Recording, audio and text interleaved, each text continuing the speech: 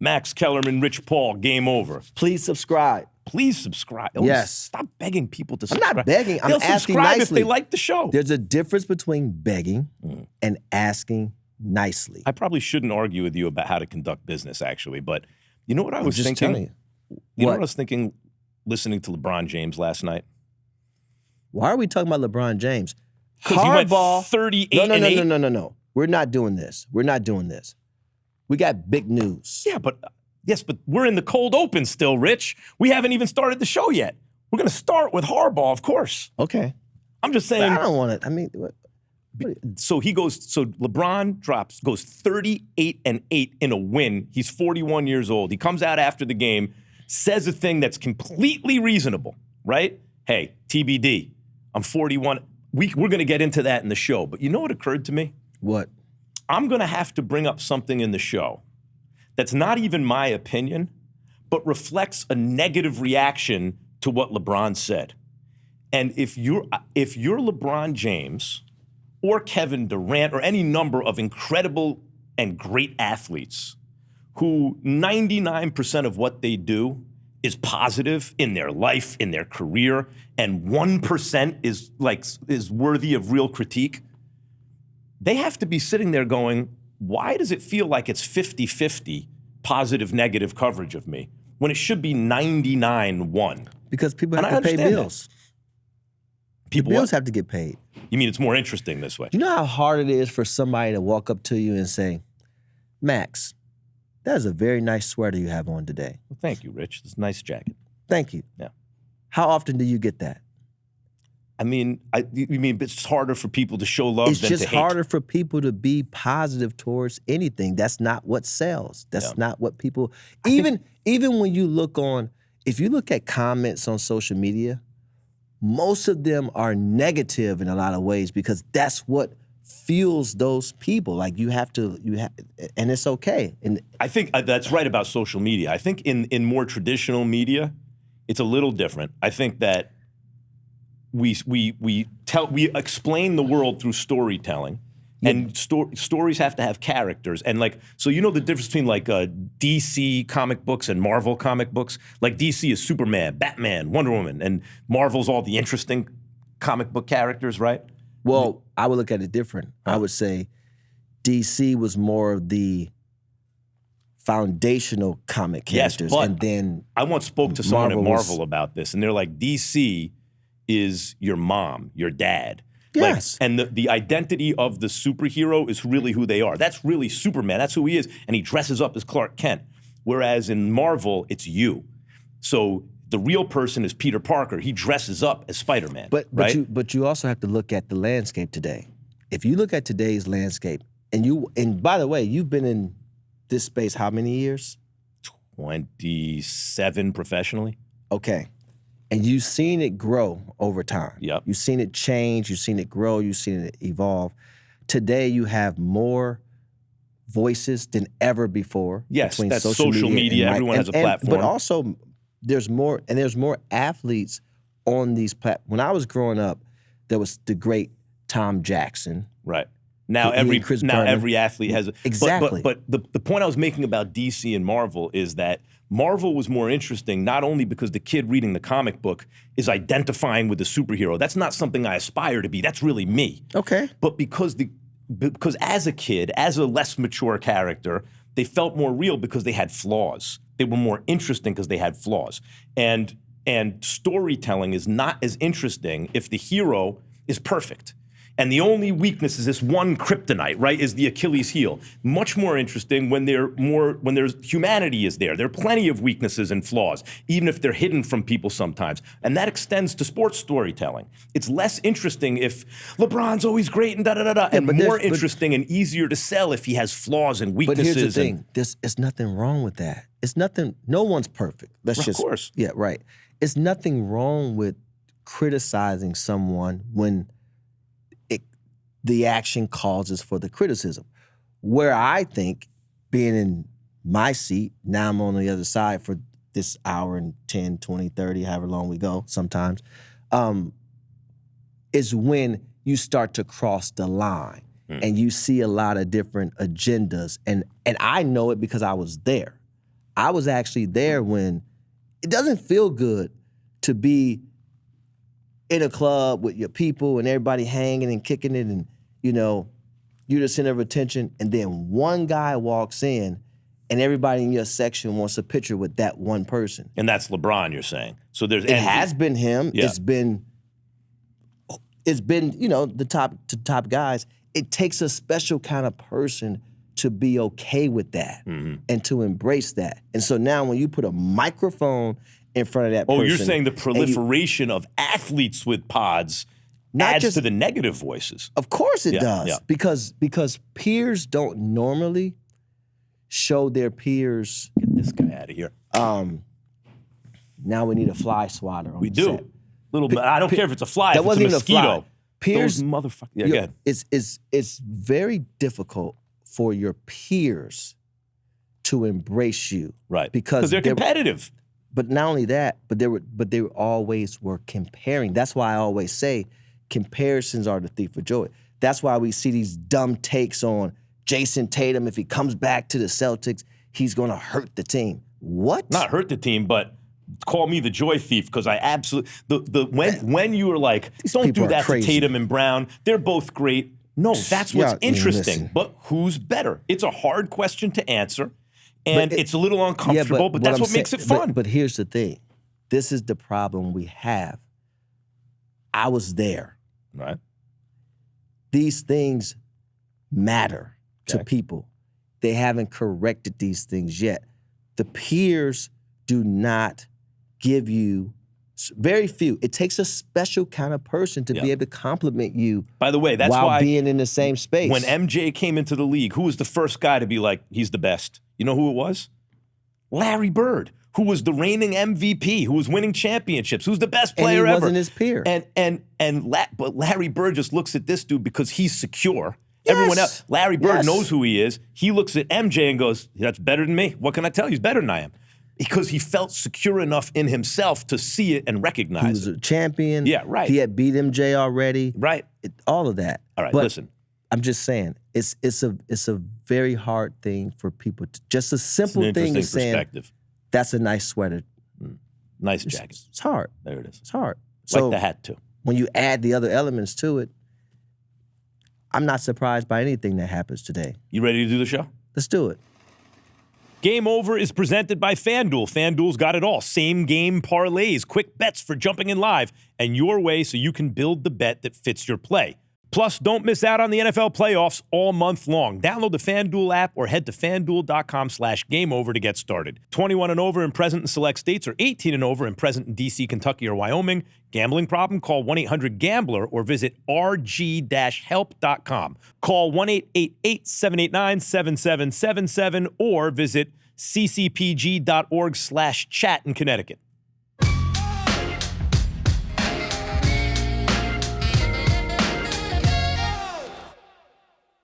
John Harbaugh. Yes. Now, you and I are both fans, respectively, of we're really about to be enemies. Bad franchises right now. I'm not using the word bad as it pertains to my franchise. The Browns suck and the Giants suck. We're trending in the right direction. I'm positive for 2026. I don't know what you're talking about. The Browns, every year I think the Giants are trending in the right direction and they suck the next year again. Well, now, this is why Harbaugh is so interesting. Like, you want Harbaugh as the coach of the Browns, right? You're damn right. And I want him as the coach of the Giants. And every single fan of every franchise that needs a coach and some that have a decent coach are going to want John Harbaugh. But I don't just want John Harbaugh as a coach. He is the perfect fit for my Cleveland Browns. He is the perfect fit next to Andrew Berry and owner Jim Haslam because all three of those guys are compatible. It makes perfect sense. This is a big opportunity for us and our culture moving forward. We have some great pieces. This could be the turnaround moment. And you know what? The Ravens took our team in 99. Take the coach back? And they won a Super Bowl. This is an opportunity for us to get the coach that was once there, build a team, and go and win a Super Bowl. I was thinking about your Browns. Let's talk about the Giants. Sure. Here's the thing we about know Harbaugh. They're not compatible. Because Stefanski was available. It's like, oh, he's this great offensive coach. The thing about Harbaugh and we'll see what happens with Tomlin, is Tomlin literally has never had a losing season as a head coach, no matter what the circumstances. No. But Harbaugh, even in a down year, is competitive all through the season. Harbaugh builds a franchise, everyone's calling it a program, fine, that competes all the time, where you are never out of any season, where you go into every season thinking you have a fighting chance. And that is what a bad franchise needs more than anything else. More than, Stefanski has a better offensive mind, although Harbaugh's been very adaptable offensively. You know, I saw a stat on ESPN today. It must have been Hembo who did this. He always comes up with these, but Harbaugh, the 2 longest streaks of the highest winning percentage with no Super Bowl, like you won all these regular season games, but you didn't win, are both by Harbaugh. I think they're 8 years apiece, something like that. And so like that, he has won a Super Bowl. He's won a ton of games. It's not his fault that a couple of those early Lamar Jackson years, he wasn't ready yet. He was very young. Yeah, and it's also not his fault that, Superman's in the division, in the conference, in the form of Patrick Mahomes and Andy Reid. I'm not saying Harbaugh is the best coach in the NFL, but he's one of the best coaches in the NFL. And any team who gets him will get the kind of thing that the Broncos got with Sean Payton. You will, within a year or two, you will compete all the time. I want him for the Giants. Of course you do, but he doesn't fit the Giants. Fits the Giants. Listen, this is bigger than just coaching when you get in Harbaugh, especially for an organization like the Browns. You mentioned Andy Reid. Remember, Andy Reid left Philadelphia and went to Kansas City. This is one of those moments. This is one of those moments for us. And Jim Haslam is a very smart business guy. Mm-hmm. He's looking at this. Just no question about it. We picked great draft picks last year. We got a pretty solid defense. We have some pretty solid offensive pieces.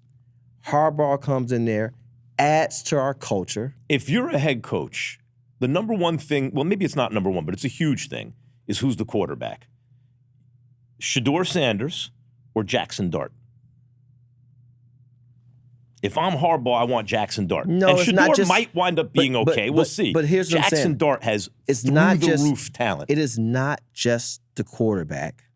It is not just the quarterback. And I also think for someone who Deion knows Harbaugh will be exceptionally great for Shedeur in his development.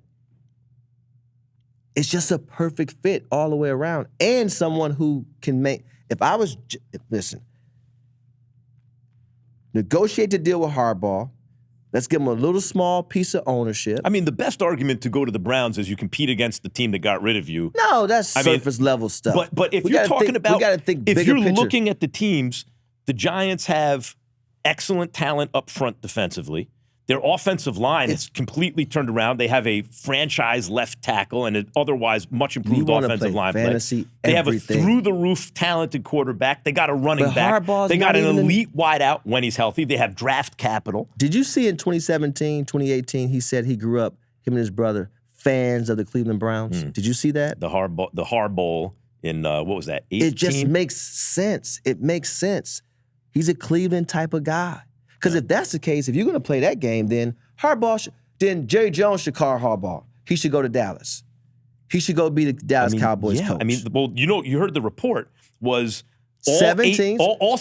Wait. How many vacancies? There are seven vacancies, and he got 8 calls. Yeah, I mean, listen, who knows if that's true? But it sounds credible, doesn't it? If Harbaugh's available. Yes, but the perfect fit. You think the Eagles might want Harbaugh?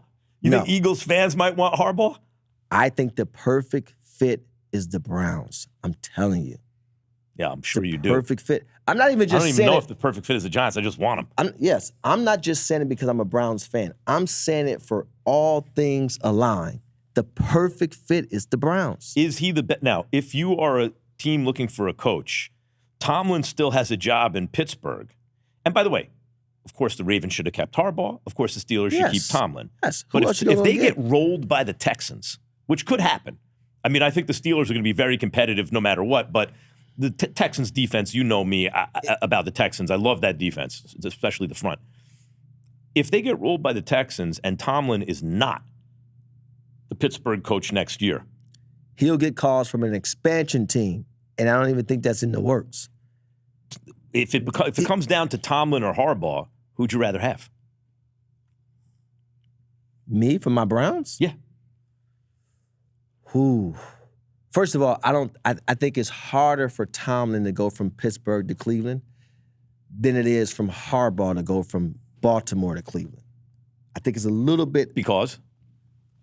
just because Browns-Steelers, the rivalry. Yeah. They have more years of history and rivalry. Yeah. The Ravens I mean, are it's all in the division. Yeah, but the Ravens aren't that old. The Ravens came in 1999. But you do have the connection, as you point out. Yes, that's what I'm saying. So there's still a little. It's almost like All right, fine. So if you get Harbaugh, I want Tomlin. great. Good. I'm Listen, great. I have but no, as of right now, the guy who's available is Harbaugh. And the problem with the Giants, honestly, like to be real about it, the problem with the Giants is Mara's already said he's keeping Joe Shane. So if you're Harbaugh, you want to come in and play for a GM who has a short leash, you would think at this point. And a lot of people have made the point is going to be GMing for his job. come into Cleveland, Harbaugh, have a great dinner with Jim and Andrew, talk it out.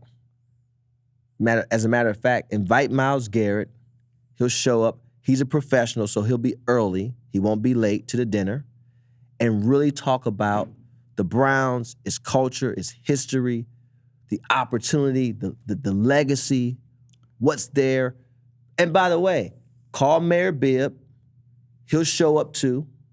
There's a lot of promising things happening in the city ofLeveland. You could be a part of New York? redeveloping Cleveland. All these have to things redevelop are anything there. in New York. There's a lot more opportunity there. I mean, look, Mara, John, do me a favor. Can I call you John? I'm just telling you. Just give Harbaugh what he wants. Cleveland Just it is. Forget about what you said about Okay. Shane. Just give Harbaugh what he wants. Let's Whatever move he on. says, you do that. And Now you want to beg. Huh? Yeah. You tell me Yes. I'm begging. Well, beg what you need to beg No, for, but you know? tell me I'm begging Yeah. to have subscribers Yes. subscribe to our show. Well, this is more important. It's the Giants. More important to our You subscribers? forget I'm a fan. You got to be crazy. Here, I'm a professional. Fans but say about the crazy Giants, I'm a things. fan. No. You know Let's what move fan on. is short for, Rich? I don't know if you're aware of this. Fanatic. Let's move on. All right, Rich. This kind of worked out well the other day. You had What? certain things to say about a topic, and through the magic of editing, we could just snap our fingers, and there it was. You need my whiteboard again? I think we need the whiteboard. I think we need to brand the segment. Free game? I don't like free game. What do you like? I don't like anything free. That bothers me. Right. I'm a businessman. Yep. So what is it? I can put you on game. Put you on game. You But like what, it? but yeah, I can always put you on game. I mean, So- we talked about wardrobe the other day. We talked about the Jordan brand. you and want to call athletes you brands. want to call the segment "Put You On Game"? Yeah. Better than free game. I just don't like the word free. All right. Leader in the clubhouse is "Put You On Game." Yeah, and let the viewers decide. Okay, you wanna clap we can twice start it- or something We can to get start the it there now. whiteboard appear? But wait a minute, what are we talking about? Well, Trey Young is Trey Young is what I would call a distressed commodity right now, and the reports are Such harsh words. that he will be traded. You wanna do this on Trey Young? I mean, we could also do this on LeBron James and his comments last night. No, we can't. Listen. What do you want to do? Enough with the LeBron stuff. Let's focus on. So what I do you gotta want to know talk some about Trey LeBron Young? today. But what do you want to know about Trey? You want to know about the situation? The whole situation. Take us behind the curtain. You are privy, if not to the details of this particular deal, although, you understand how this process works. So people watching and listening right now, they hear is the reports. Oh, Trey Young might get traded. I want you to take us behind the curtain the way you did about Jordan brand and how the branding of sneakers works, the different colorways. And when you get to the second kind of contract, the way you do the same thing behind the scenes, Trey Young right now. Can you do that? I could, yeah. I had a feeling that you were going to ask me about this. Yeah. All right. Well, I mean, like, And I don't necessarily need to make it specifically. Well, I can make it specifically. yes, make it Trey Young. specific Okay. on Trey Young. Okay. All right. All right, perfect. You want me to snap or you? I got it. Okay, Max. Look at that. The magic of editing. Yes, it's called preparation. All right. So I put you on the game a little bit, take you behind the scenes. So in this case, we're talking about the player Trey Young, right? So as you can see here, got the point there. Player. The first thing you want to focus on is the mental state of the player. Okay. Because as you know, as tough as these guys are, our game is 90% mental. No player. Well, that's what toughness is. I know, but there's also build that comes with physique. But no player likes to hear their name in the public in a negative light. Right. And for some strange reason, although it's a part of our business, guys get traded, it's just part of the business, no player also likes to be traded. Unless it's on their terms. Not for some strange reason, you would never trade Michael Jordan.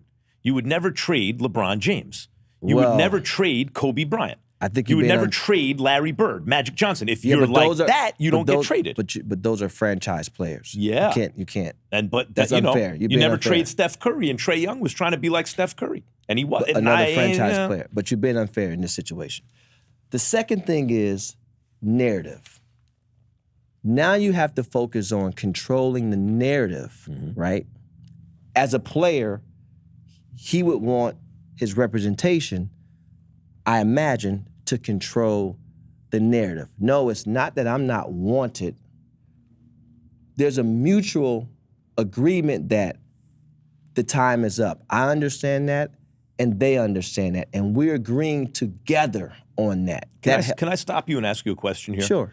This is kind of a meta question about, so a lot of haters will, right now, as soon as you say that, they'll be like, controlling the narrative. See, Rich Paul controls the narrative. That's what LeBron likes to do. That's what Rich likes to do, control the narrative. Are you worried at all when you say that, or even as you're trying to control the narrative in a process like this, that you get blowback about the fact that you're trying to control it, or does that not matter? But that's part of it. See, people take controlling the narrative as you only wanting good things out there about you.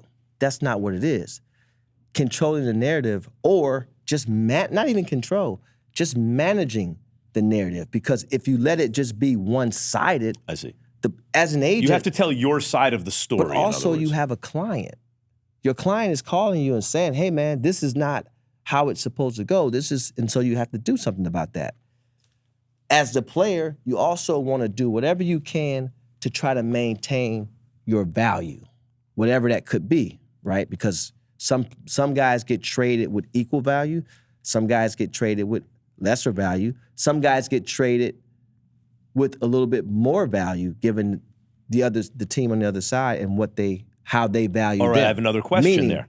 Okay, they may give up more. Right, but so like if Rudy you're Gobert got 5 picks. If you're the agent of a player, if you're Trey Young's agent in this case, to maintain the value means whoever you get traded to is more weakened as a franchise if they trade more for you. On the other hand, not if they necessarily. Don't, even if it's draft picks, you're weakened in the future. The point is, don't you want them to trade less for you, or is that saying it diminishes your client if they trade less for you? No. Well, it's two things. In this particular case, there's probably only going to be maybe 1 or 2 teams, maybe. Right? Mm-hmm. So, but let me get through it. I'll answer your question. The other thing is the play, right? So this is tough because you still have to go out and play. Now, we saw the team do well, not so well, then do well again. I think it's unfair to blame one person on that, but optics are optics, right? You have to manage the optics in that case. Now, the GM1 is the GM for his current team. That GM has to do one thing mainly, and that's, okay, if we are moving this player, I have to do a really good job of managing assets. Because with his player option, and I know the contract very well, in Trey Young's case, yes. Who did that contract? Well, Omar Wilkes and myself did the contract when he was once a client. But he has a big number. So that number to go out, like you're saying, getting to your question, yes, normally you would have to deplete the team that you're going to But add because up they're that adding that number to their payroll, they're giving up less. Well, because they're adding that number to a team that probably isn't trying to win, that team can trade back an expiring contract that is close to that number. But it will not come without an asset being given up by the team that's sending them out. That's where it gets a little conflicting because, yes, the team that's taking you in, they'll take you in. We've seen it happen. We've seen Charlotte do it this year. We've seen the Brooklyn Nets do it. You saw Sam Presti did it several years.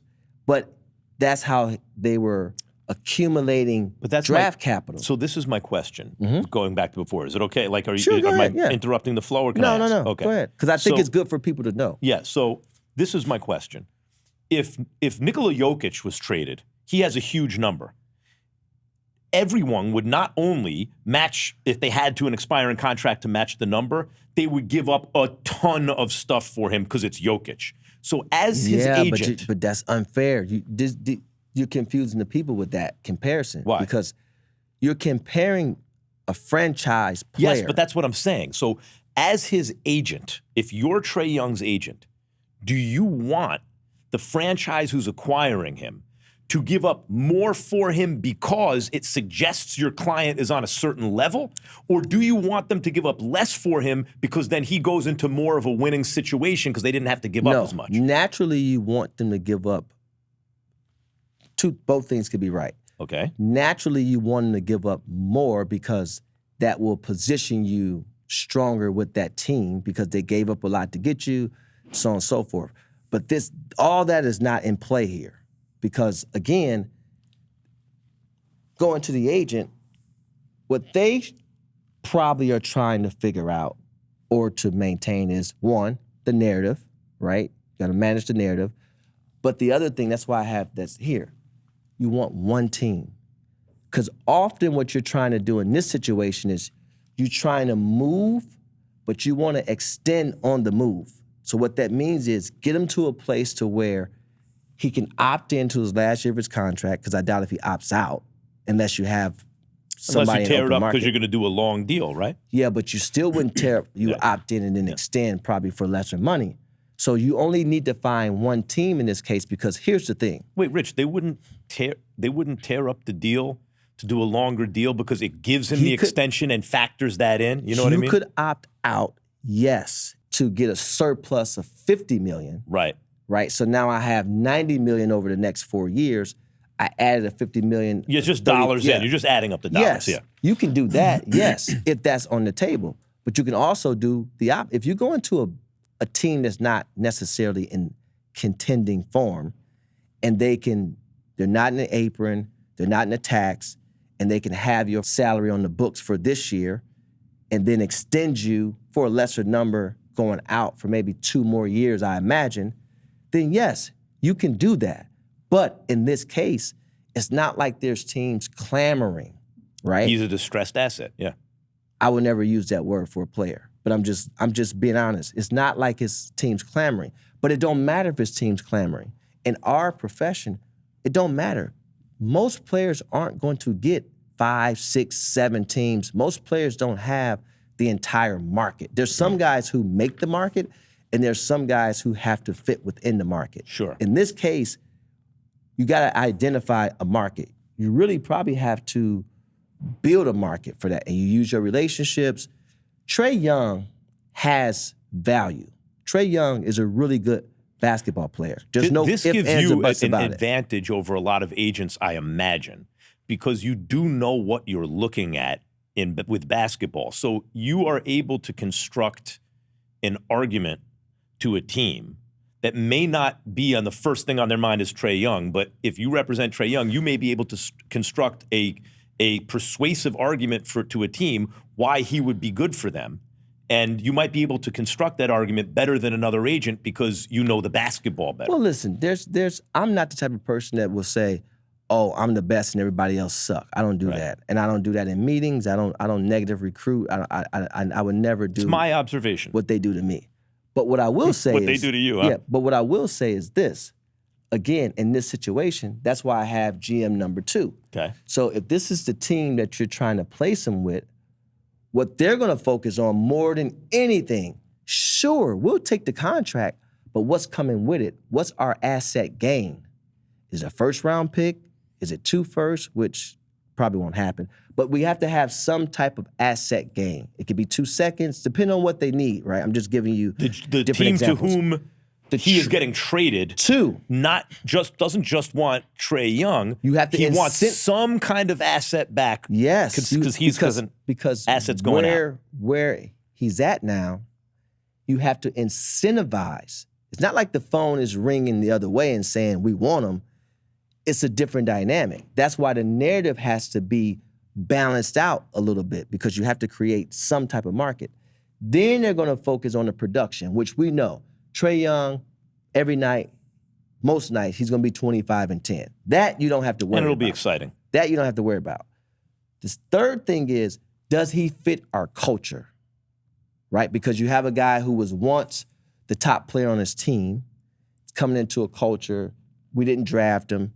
Now, the good thing is, the teams that's out there that they're talking about, normally when those teams are out there, someone somewhere once had some type of relationship with the player and they have some familiarity and they're able to talk to their ownership group, talk to the head coach, talk to the GM, and smooth it out.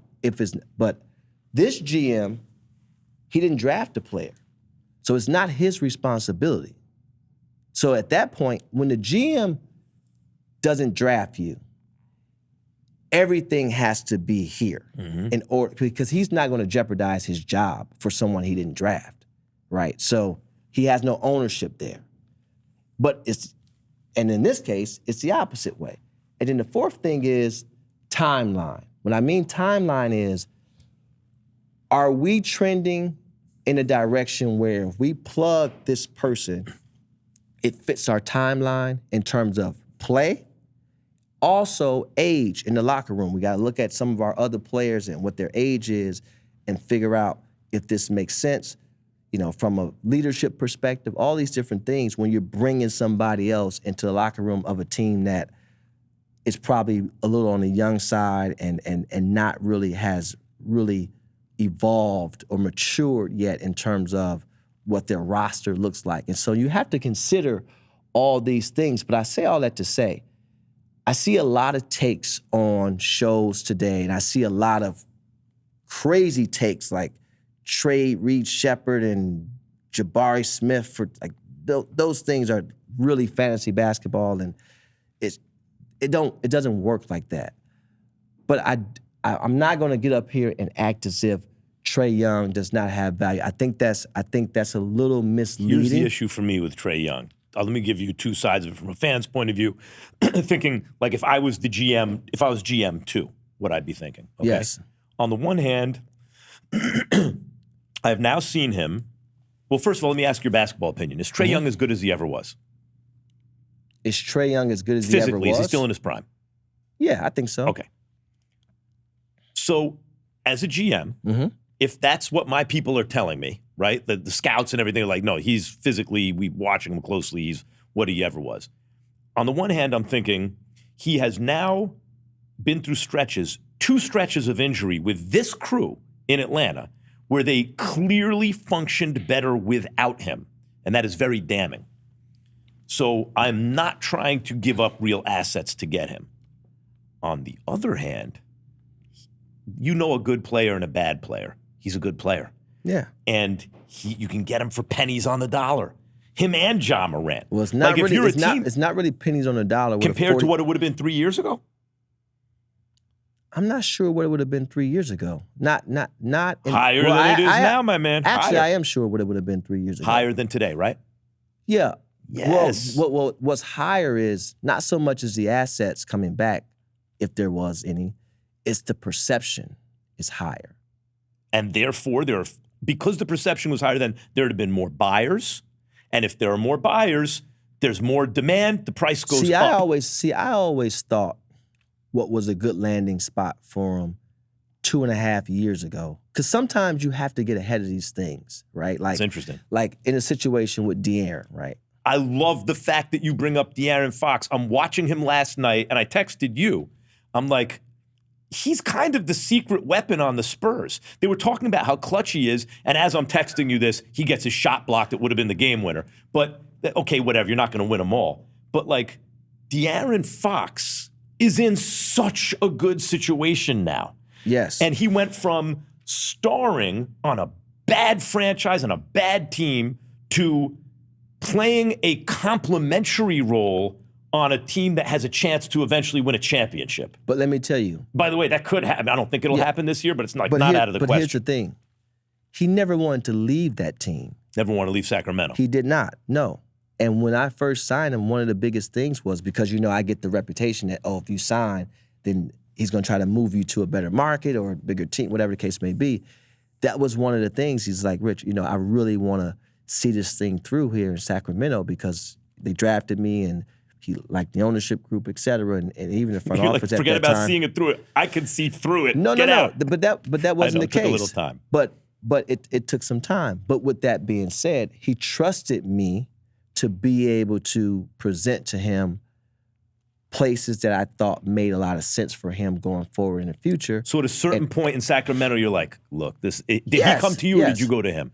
And like, look, this ain't working. I mean, the writing was on the wall. There's no future in it. But we handled it very professionally, as professionally as you can. And you see the disgruntled and things like that, but you still have to go out and play, and every situation is different. But in this case, then now you have to have foresight. So the foresight was, let's look at these teams, Orlando, San Antonio, teams that really needed a point guard, but also had some other key pieces and that he would fit right into and be able to catapult. So ultimately we landed on San Antonio, and San Antonio saw it as well. But again, when you talk about, they're still looking at culture, timeline. Hey, you coming in here next to Wemby. Wemby's going to be our franchise guy. But not only that, Fox gets kind of in terms of the press that they get, or in the imagination of the fans, when people talk about the Spurs, Wemby. And then after Wemby, it's kind of like Harper and Castle. And that's okay. And he becomes, I'm saying it's really good placement by you and him, because he becomes the veteran leader who can take over in crunch time. And that's why I say, in a weird way, he's kind of their secret weapon. But again, what you're saying goes into why they acquire him, because I'm not worried about that. I can have 9 points like last night. Right. I can have 30 points. At the end of the day, I'm coming in here because I want to win. I want to play every role, and also I know my place. Hard to explain to a guy, I imagine. I don't know Trey Young, but I've interviewed him, but hard to imagine talking to a guy like Trey Young and explaining 3 years ago, yes, the perception of you as a guy who got traded. No, you may not have the exact same role somewhere else, but in the long run, if you do this, it's going to be better for you. So that is the hardest thing for any player. I'm not going to pick on Trey Young. I'm going to say any player, especially when you're drafted high in the draft, right? But one thing about being a lottery pick or a high draft pick, it doesn't entitle you to be in that one place forever, right? You have to mainstay that. So in this case, what I foresaw back then was Toronto. Mm-hmm. And the reason why I foresaw Toronto is because I'm looking at it holistically, right? Basketball-wise, I thought about Ice Trae. It's fucking ice cold up there. The kids, the style of play. You always beat me in the head with Toronto as a market for these guys. You have a whole country behind you. All of that, but seriously, because Mighty Mouse 2.0. Yeah. I think about things that when you go into the organization and you having these conversations with them, because what people don't understand is there's a basketball side of an organization, but there's also a business side of the organization. And if you can give that insight and it's a holistic approach, then it makes sense because Toronto's a great call. From both points, they've won a championship, and you do have a whole market. But this was there. before the RJ and Quickly trade. Now that obviously it changes things. So, but again, I think that it's the toughest part, and the toughest part about our league is everything is public. These guys' salaries is public. How somebody feel about you is public. How you feel about them can be public.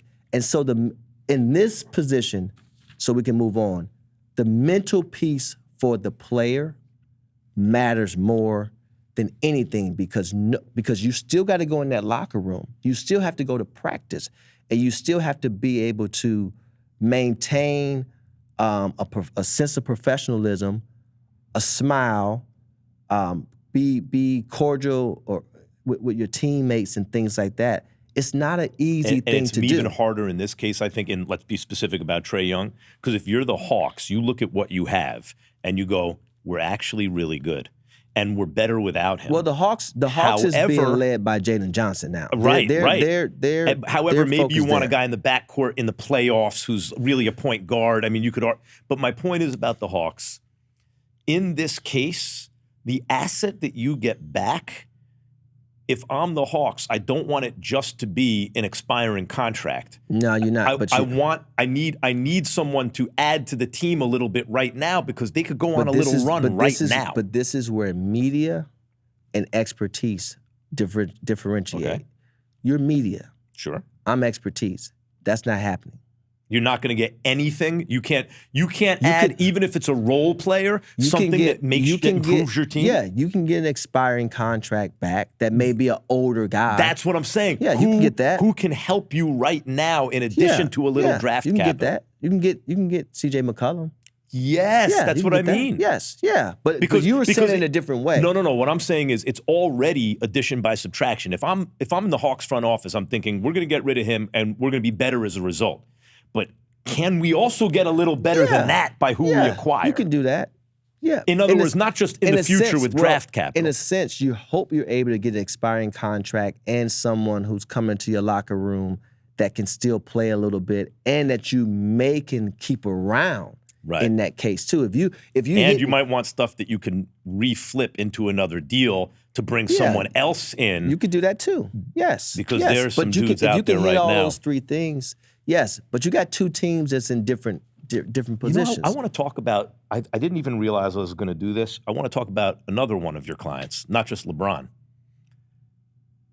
Anthony Davis, when he is on the floor, there has not been any diminishment of his play. No. Since any part of his career, when he's on the floor, he is an elite player when he's on the floor. But given his age, his contract, and his injury history, he's also going to be seen as a distressed asset. No. Again, I don't put it this way. He just got traded for Luka Doncic. If he gets moved again, you are not going to have to give up a Luka Doncic to get him. No, well, they didn't. Well, they didn't have to do that in the first place. I'm not getting into that. Here's what I'll say. I don't like to use the word distress for no player, whether I represent him or not. So I won't be. You don't have to. It's useful for me. Yeah, I'll be respectful to the player in that regard. What I will say is, if you're looking to trade for a player of the magnitude of Anthony Davis, again, going back to timeline, what you're saying is this player gives us a shot to either get to or get over. Oh my God! If a team that is poised already adds Anthony freaking Davis right now, especially if that fills a need.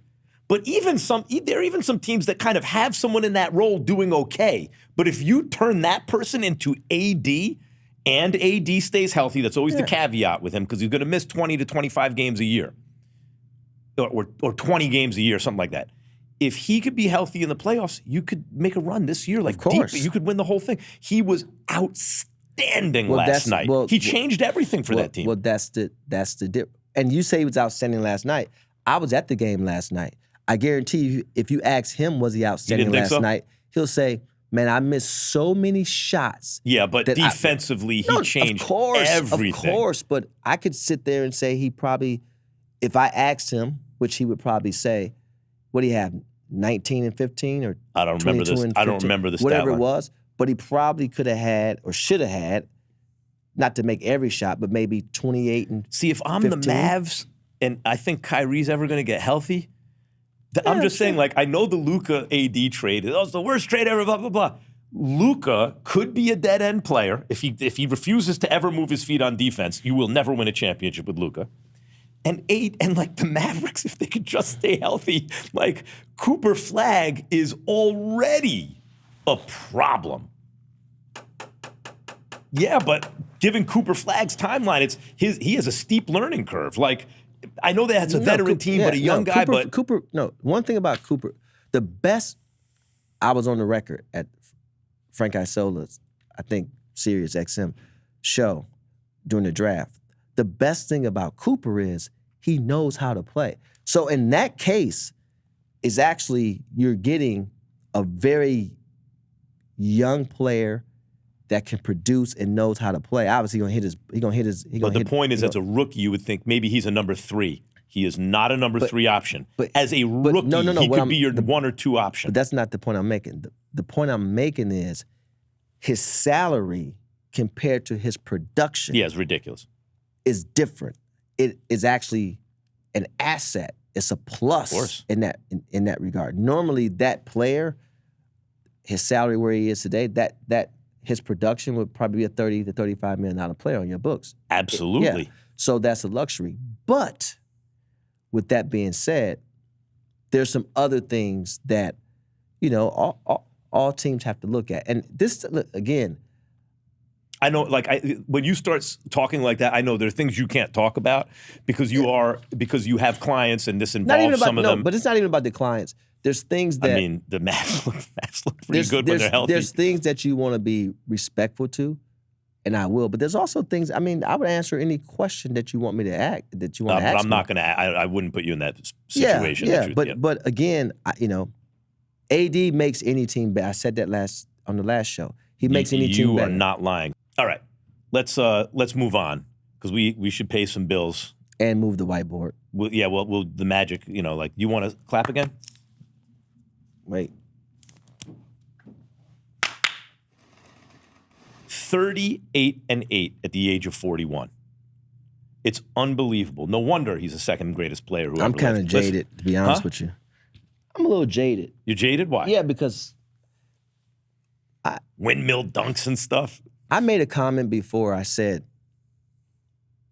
that obviously the ceiling is who he is or who he has been for his career. But the floor was Karl Malone. Like if LeBron just decided to set screens, pop, if you set like last night, right? Pick and pop, pick and roll. But remember I said they're gonna have to, if DeAndre Ayton sets a screen, they're gonna blitz Luka and make DeAndre Ayton make a decision. Right. If LeBron sets a screen, you pretty much have to switch it. You're on one of the greatest decision makers who ever lived. Because if you blitz him, now he's short rolling as a decision maker, and so impossible. So now. And by the way, now if Austin Reeves is healthy, I always think they should move Austin Reeves. But when you put it like that, if Luka and LeBron are in the pick and roll, and Austin Reeves is on the floor, you're going to score. But here's the thing. People say they should move Austin Reeves, and again, I want to make sure people understand. Most people say they should move Austin Reeves because they think that it's a little crowded, right? Yeah. Then there's another case of, contract, you're going to have to pay him. Right. And the defense, given how LeBron at his age and Luka don't play defense, Austin Reeves is a willing defender, but not a talented defender. And so now your 3 best players, you need a lot of defense. So the money. There's no doubt Austin Reeves has to be paid. Right. I don't know how much. A lot. He's going to be paid a lot. A lot, right?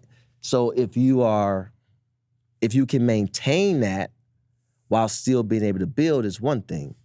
If you get hamstrung by it and your money is tied up in those 2 guys, it's another thing. But yeah, to your point, in terms of just from a basketball premise perspective, yes, if you now have Rui or Austin and LeBron spraying and whomever it is in the dunker spot, that's more of a, from a lob perspective, you're actually pretty good if those guys can make shots. So why wouldn't, I mean, I totally agree. If LeBron is Karl Malone, he can play several more years. Why not? Well, listen. I know and it's everyone, less for him to do, and so because of that, he can also play a little more defense. Everyone's like, do the farewell and it's last year, this and that. Like, I don't know what it is, but I hope it's not his last year. The fact that you're talking about this on Game Over now. I hope it's not his last year. I don't talk to him about it. You have not discussed this with LeBron? No. You never went to LeBron and said, why don't you be Karl Malone? Oh, yes. No. And what's he say not be Karl Malone. No, what you mean? I just told you that the other night. That's what we were talking about. I liked him. No, but that's for this game. And then he made comments. That was for the Memphis game. By the way, okay, all right. This opens up a whole can of worms. People are focusing on him saying, I'm TBD on back-to-backs. I'm 41. I played the most minutes in NBA history. That's a given. Obviously. It's smart. It would be stupid for Why him not to be that. On that? Right. Yeah. I want to focus on something else, actually. His comment about bending to Luka. He says everyone's got to bend to Luka. Is that starting to hint at what you're talking about? Him as Karl Malone to Luka's John Stockton? Right? Is he talking about, although Luka would do more of the scoring, but is he talking about or hinting at doing the thing that you're talking about? You know what? That's actually a very astute, self-aware, admirable comment to make. Because it is excellent. Yes. It is totally different from what the narrative was when the trade happened, all through the summer, right? What was being exuded. And that's one of those things where it's like, when someone does something, two wrongs don't make a right. That's one of those two wrongs don't make a right comment. Okay, why?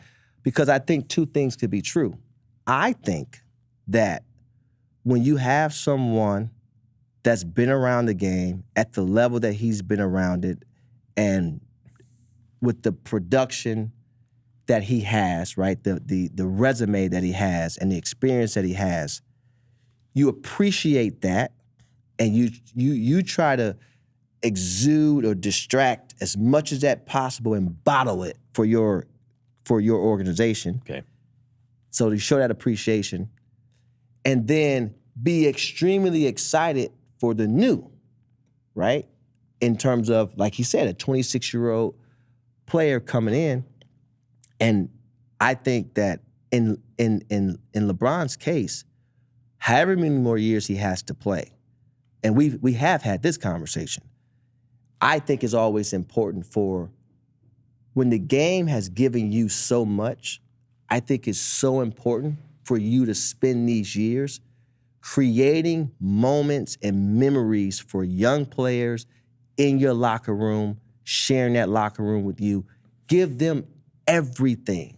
Give them everything you have, because you don't know how much longer you're going to be in those locker rooms. You're not going to get that back, which is why I felt like when I went to the Spurs facility and their legacy players had lockers, right? That means a lot. That is a culture thing. That's a building block type of thing, foundational thing. And so in this case, what LeBron did last night, it's not so much as what he said. We got the bend. I think the word bend could be taken out of context. No, I think it was good. I think people take that the right way. Hey, we need to fit in. He's the sun, and we need to orbit him. Yes, right. But when the takes was, when he comes back, he has to fit in. That's what I mean by that. It's not so much as fit in, because again, you're talking about a guy who arguably was the smartest player to ever play the game in terms of, I mean, this is not me saying it. No, he's right there with Magic or Bird or anyone. Yeah. You got this on tape. You got coaches saying it. You got GM saying it. You got teammates saying it. You got opposing players saying it. You watch Jeff Teague. You watch DeMar DeRozan, guys who's played against him in the playoffs for several years. That is all nourishment. Mm-hmm. I'm not in a rush for that to go anywhere, right? And so to me, I think that what he did last night was exactly what I said. And what you're starting to see between he and Luka, and also when AR get back, is contradiction from what the media spins and the water cooler conversations were, and that's what it's supposed to be. The players leading by example. Yeah, LeBron's a championship player, and he said the right thing last night. That, to me, that's the news, not the second of back-to-backs, but we need to bend around Luka. Because if the gravitational force on offense on the team is Luka, he's the sun. He's going to be the guy and that they're leads the planets you. Yeah, that okay. He's the number one option and by on the team. way, why is that a bad thing for LeBron? It's not a bad thing. If when David Robinson did that for Tim Duncan, he got praised. Now, the reason he got praised, of course, is because they won a championship together. And here is where I get on Luka. If you are the son, you got to play some defense. Like, you got to move your feet. You can't be it creates a structural problem. Look, I'm so mad. No. That's what happens. That's what happens when you keep going back to the same thing, Max. We get it. We understand. But the structural problem is LeBron being 41 has to be very selective about defense.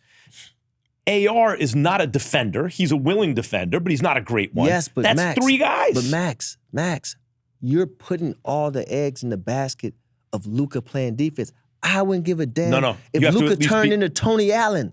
If Luka can turn into Tony Allen right now. If Luka turned into Tony Allen, they'd have a chance to win a championship. No, that's not true. If LeBron is doing what you're... Hold on, wait. That is not true. If LeBron is doing what you're saying, if he plays Karl Malone, Luka's playing defense like he can't, but if he was defensively Tony Allen, AR gets healthy, you still have DeAndre Ayton, you have some guys, you can compete for a championship. You might win one. Listen, you have a puncher's chance with the talent, period, when you have that level of talent. But when you keep focusing But they don't have a puncher's chance now, is my point. Not with Luka playing like this. You always have a puncher's chance. When a puncher's chance is exactly what it is. It's a puncher's chance. They got no chance. I'm saying they got no chance. Okay, fair. But I would say you have a puncher's chance. You see guys get injured. You see stuff happen. Whatever. Well, okay. You have a puncher's chance. Everyone gets hurt. But that's what a puncher's chance Everyone's got to get. is. Everyone on every other team's got to get punched and knocked out. Whatever and then you want to. That's what a puncher's chance is. Yeah. Whatever you want to call it. The point I'm making is, this is the point I made the other day. If you can do some surface level things, I'm not saying go out here and pigeonhole your future, right? I'm not saying that. But I'm also not saying, play this game of wait on the biggest name, because that to me, and this is me speaking as media, not an agent. This is me speaking as media. That to me is fantasy basketball, because the reality of it is every year is different. Mm-hmm. Every year is different. So you can't just throw a year away. Now, I'm not saying, again... No, but you can look for... If you have Luka, he's 26. You don't think you're going to win the title this year. You have AR, you're going to lose for nothing if you don't move him. Or re-sign him. Or re-sign him, right? LeBron is in the last year. Who knows if he's back next year? What if a team like the Knicks wants to say, hey, could we fit you in over here? And, who knows, right? Or Cleveland or whoever, on a vet minimum just to try to win a title. Who knows, right? So if there is another foundational piece that is in the same peer group as Luka in terms of his age, you might want to pull the trigger now while you have an asset like AR to do it. Let me ask you this question, but not even. Okay. Yes. And not lose him for nothing. There could be an opportunity to do that, but that has to come from strictly basketball decision-making right there. But what I'm saying to you is, if you're looking at what you have, and you're looking at the landscape of the league, it used to be that a championship team had at least 2 or more players that was head and shoulders above the opponents. Things are changing. Right. Yeah, things are changing. So There's now, no doubt about it. So now, this is more of a no pun on the Warriors, but this is more of a strength in numbers era. Yeah, because the role player, the 3-and-D guy, who's now a 3-and-D plus guy because he can make decisions, he can put the ball on the floor a little bit, his level is closer to all-star than it used to be. Yes. So really a lot of that is opportunity. Does he get to star in that role or not? And a perfect example, Mikal Bridges, it turns out, no, he's not actually the star in that role, but he can do it for a little while. 3-and-D plus guys are closer to all-stars than they used to be, and as a result, you don't need 2 super-duper max players or 3 max contracts. You need 1 superstar and like other guys who can really play. Because here's the thing. When you have these super duper max players, right?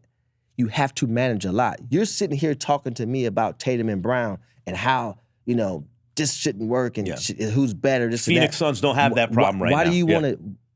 I don't think the Boston Celtics have the problem. I think the people outside of the Boston Celtics try to put that problem on there. I'm not trying to put a problem. I'm asking a question to fans.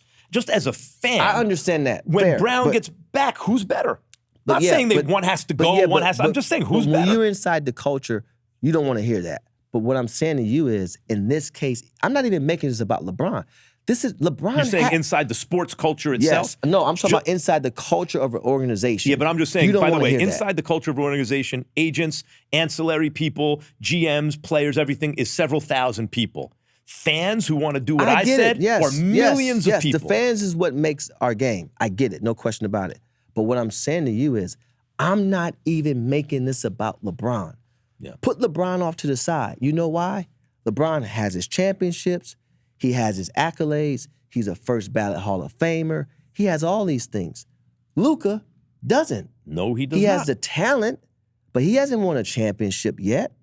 Right? And if this continues, he never will. And this has to change. But there also hasn't been talk of, let's help you understand what it's like or how to win a championship. Oh, you mean the influence that LeBron can have on Luka? Of course. Yes. That is the money. Now you're talking. That is the money. Yep. That is what everything should be about.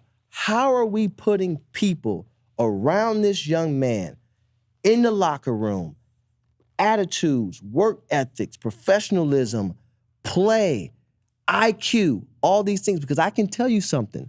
When LeBron was 26 years old, there was no LeBron next to him in the locker room. Right. That's why he went to Miami. The comments that he made yesterday, when he came to Cleveland, there's tape of players saying, oh, he's going to have to just ride our bandwagon. And you see the difference? What are you talking about, ride your bandwagon? Now, again, I know it could probably be taken out of context, but I'm just saying, don't take no years for granted. Don't pigeonhole the future. But if we're talking about a strength in numbers type of thing, and we're talking about strictly the focus on Luka, not nobody else. So to understand what you're saying, let me make sure I understand this.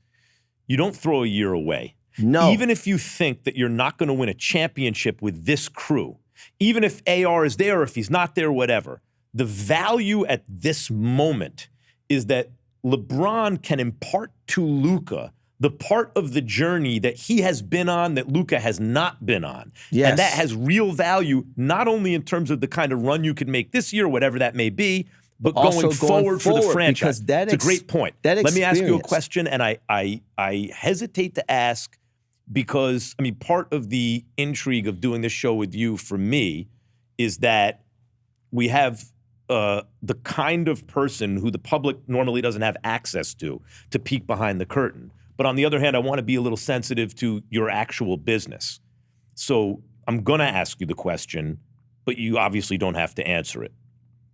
I'll decide, depending on what the question is. In your experience, has one, LeBron James approached Luka with that attitude behind the scenes, like, hey, let me give you this? And two, and this might even be more important, has Luka been receptive to it if LeBron has? I don't know the answer to that per se because honestly, I have not been in the weeds. So I don't know the answer to that per se. What I will say is from my experience, when you have a guy that's the ultimate professional in terms of habits, discipline, promptness, preparation, all those things, it's one thing to say something, it's another thing to lead by example, right? Mm-hmm. And Luka has always said the one player that he admired and LeBron was him. So LeBron's trying to give him the what was it? Habits, discipline, promptness, and what was the other one? Preparation. He's trying to get but Luka, let me give you the But what I'm saying is, it's not so much as, everyone has pride, right? And we also live in a world where I did it myself. No one does anything by themselves, right? No one has a But if DIY you're Luka, kit. you just said it.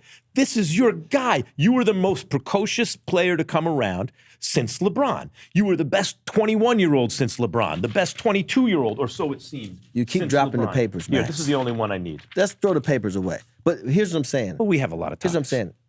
For a guy with the eyes in the back of their head, see everything, vision on the court, you don't have to, you see everything, right? And we're seeing a jail. But what I'm saying is, when you're talking about building blocks, there's building blocks to get you to the promised land. Even if someone is no longer there, the experience that you have during that time carries throughout for the younger person. That's why when you go to Granny's house, right? And when you spend at your grandmother's house, there's no getting up at 12 o'clock, 1 o'clock, 2 o'clock. No, you're not doing any of that. You're getting up at a decent hour. You have to do whatever, the chores, whatever. It's a very, disciplinary type of thing. As you grow older, some of those things that was instilled in you that you huffed and puffed and blew the house down about that you didn't want to do, when you get your own place, you find yourself doing what? Those exact things. Habits you're talking about, yeah. When you have resources in the soil of your organization present, right there, you don't extract those things, or you don't, put something over them so it don't shine as much, or they're not visible. You actually water that and seed it. You try to get as much as that around this young man as you possibly can. Well, I got something to say about Luka. I know he's not the athlete LeBron is, very few people have been, but he's achieved kind of on the surface similar offensive results at similar ages to LeBron. LeBron went to Miami and learned what it took to win championships.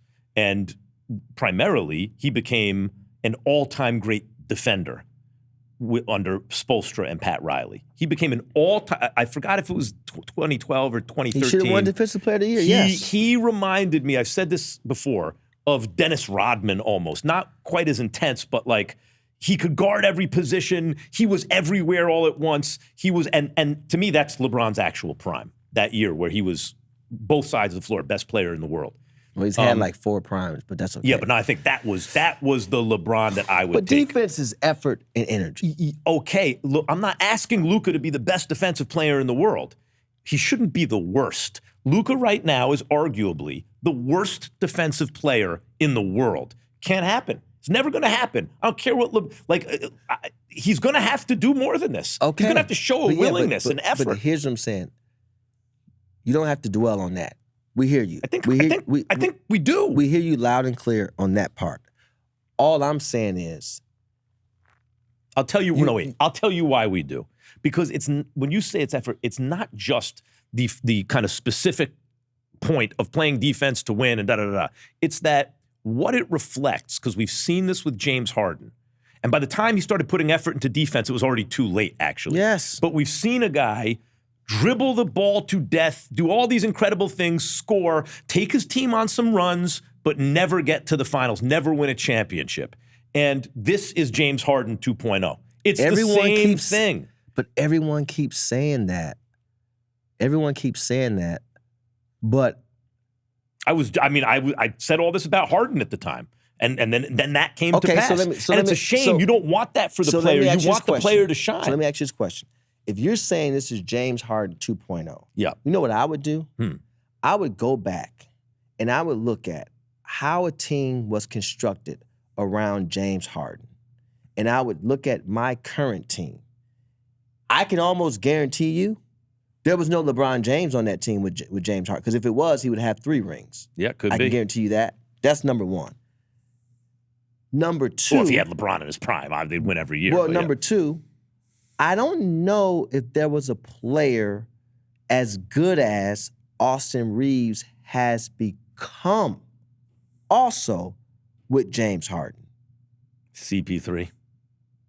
Okay, yeah. CP was great. Yeah. Okay. Fair. Yeah. Okay, so you I'm have saying two. he had plenty of bites at the apple. He was on plenty of good teams. No, you have 2 of the 3. He had a lob threat in Clinton Capella. He had a good team, man. He had Trevor at that time was still strong. Yes. Yeah.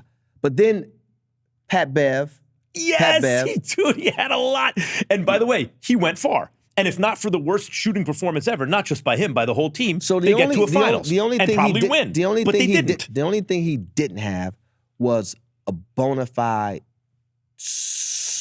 franchise guy that was on an equal playing field as he was, right? But he probably had. Once he left the Thunder, you're saying he had a better. You saying he had a just as good, if not better, it was a well-constructed supporting team. cast. It was it's who you would put around him. But he also ran up against.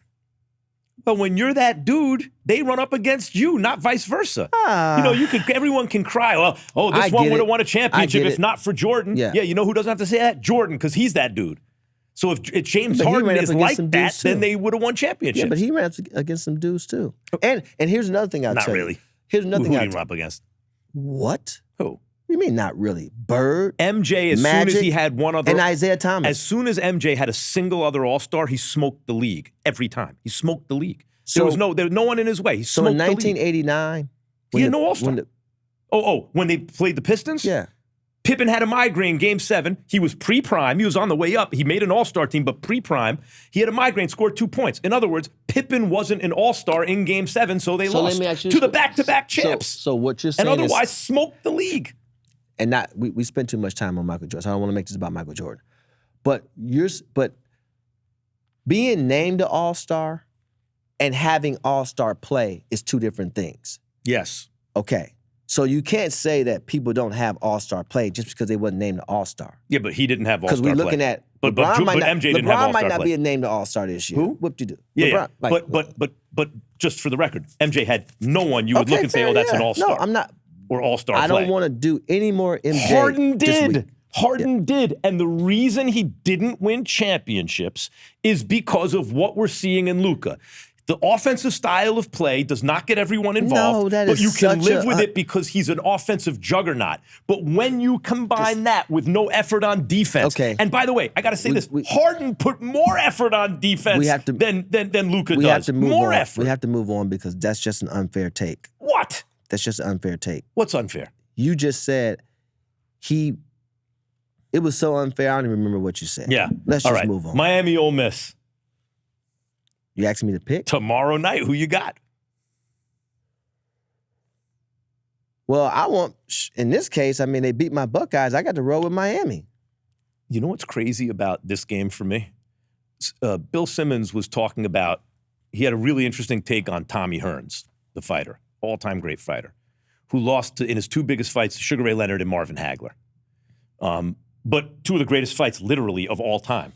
And then he drew with Leonard in a rematch. He should have won it, but he got a draw. Simmons said Tommy Hearns is the other guy in the movie. He's like the best other guy in the movie of all time. And to me, what that means is the other guy, the story is only as interesting as the characters are interesting, and the hero, who in this case, let's say, is Sugar Ray Leonard, is more interesting when the obstacle in front of him is bigger. So the other guy has to be like impossible, right? What's LeBron James's greatest story? 2016, because the other guy was the biggest juggernaut ever, the 73-win Warriors. So when the hero overcomes that, oh my God, what a story. And that's what made Tommy Hearns like the greatest other guy ever, because oh my God, how do you beat that guy? Miami and Ole Miss is not like the hero versus the other guy. It's like Two other guys? No, two heroes. They're two both the heroes. team of destiny. Miami, the way they played Ohio State looked like a team of destiny to me. I agree with that. And Ole Miss, the way they played Georgia, looked like a team of destiny. Well, the thing to that me. impresses me most about Ole Miss is they're not letting the distraction of losing their head coach be an excuse. Right. They're stepping up, No doubt. and they're playing even better. So I think they're using that as fuel. One thing I wanted to make when we were talking about the Trey Young piece, also something I left out. Also, you got to keep in mind, small guards today, we're at this space where, you have to be and Kevin Durant said this summer, but it's always been true. There's never been a time really that you ever won with the smallest player being your best player outside of Steph. Well, that just happened. But also, 2022. Steph, I'll put it another way. But before that, it was Isaiah Thomas. Well, you could argue. He's on a planet of his own as it pertains to you could argue Jerry West back in the guards. day, considering where Wilt was in his career and all that. But What do you mean? How tall is Jerry West? But I'm saying the best player. He's not the smallest, but he's the smallest among the stars. I'm talking about height. Okay, the smallest. Right, Jalen Brunson should not be your best player if you want to win a championship. It's very difficult. I would put it a different way. I would say there's a cutoff of around 6'3", at which point, Yes, if your that's what I'm best saying. player is not at least 6'3", you could have a problem. If you're the only guy who ever did it is Isaiah. Isaiah's Thomas, the only one, and he did it twice. But what I'm saying, even if you are 6'2"-ish, then there's a lot. You have to be special.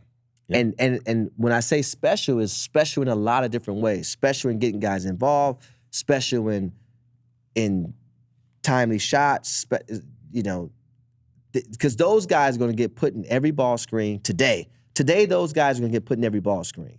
So you know that's coming, which is fine. And no one's saying that you have to be able to just be a lockdown defender at that size. But what we're asking you to do is you got to fight through screens. You just got to you're not stopping nobody in the NBA anyway. Right. But you just got to make it Especially tough. if you get the gather step, 2 more steps, jump back, a hop, a jump. The other thing is,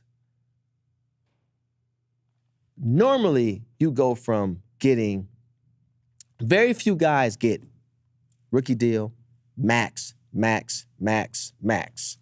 right? Getting 2, 3, 4 max deals, that is a very, very, very tough thing to do. But what I will say is, when you're coming from a max and you still have production value, you land at 35, 40. Yeah, it's in a good neighborhood. Unbelievable neighborhood. So if we can help, and this matters because our industry, the environment around these players, we have to help themselves, because entitlement and ego sometimes stunts your growth, and a lot of times it starts to stunt your ability to your earning potential. Mm-hmm. Like you're speaking of Trey Young now. Well, I'm speaking of Trey on the Trey Young using him topic. as an example of this theme. Yeah, like my thing with Trey is, man, look, put blinders on, bro. Whatever's going to happen is going to happen. So you needed to end the show with this message to Trey. Yeah, put blinders on. Whatever's going to happen is going to happen. You know you have value on you know what you were born to do, play basketball. Can't be distracted by things. But more importantly, when you're in this position, it's called career earnings for a reason. Mm-hmm. Add it all up at the end. That's how I look at it. You're saying he'll extend his career as a moneymaker if he accepts a role as something less than the engine of a team. Absolutely. The way De'Aaron Fox did. Absolutely. And De'Aaron got ahead of it. De'Aaron happened to get a max again. But what I'm saying is, going forward, everyone will figure it out, and they'll have if everyone stays healthy, they'll have a great time. And at the end of the day, he'll play forever and make tons of money. Yes, that should be the holistic focus. Yeah. Absolutely. Yeah. No. I think Miami. I didn't make a pick. Sound like you were going with Ole Miss. I'll take Ole Miss. Just to be different. I just want to say the name Trinidad Chambliss a little more. I think that's the Chambliss, most yeah. fun name to say in sports right now. Yeah. Yeah, it combines Felix Trinidad and Chris Chambliss. If you're a Yankees and a boxing fan, you love it. Trinidad Chambliss. By the way, Kiff sent me the Yankee Wallabies. Oh. My man Ronnie Feet. Send him They're the tough. Yankees Wallabies. They're tough. Like the Yankees? They're tough. Yeah, I can imagine. They're tough. Yeah, I'm going to put them together for you. Oh. Don't worry. Much obliged. Nice sweater, though, Max. Thank you. Nice Look good jacket. today. Yes. Game over. Max Kellerman, Rich Paul. Please subscribe, and please give us some insight. Do you like the whiteboard? Do you not like the whiteboard? I know you don't like Max keep talking about the Giants, but I'm stuck with that. We're stuck with that. There's nothing I can help you with there. It's okay. Yeah. And then we'll see, by the way, the whole college football coming up on Friday. We're gonna have to go over Ole Miss and Miami. And we got the NFL playoffs. The playoffs start. A lot coming up on Friday's show. There's no playoff game on Friday, though, right? Because I want to be able to do our picks. Yeah. Okay, good. Yeah.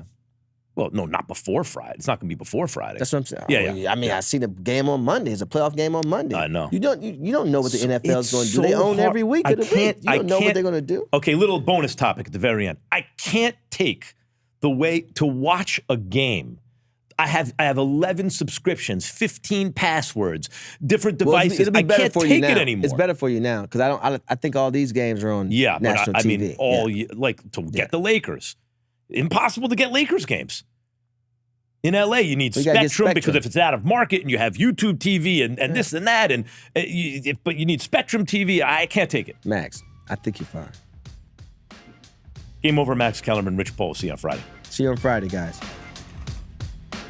Must be 21 and over and present in select states. For Kansas, in affiliation with the Kansas Star Casino, or 18 and over and present in D.C., Kentucky, or Wyoming. Gambling problem? Call 1-800-GAMBLER or visit rg-help.com. Call 1-888-789-7777 or visit ccpg.org/chat in Connecticut or visit mdgamblinghelp.org in Maryland. Hope is here. Visit gamblinghelplinema.org or call 800-327-5050 for 24/7 support in Massachusetts or call 1-877-8-HOPE-NY or text HOPE-NY in New York.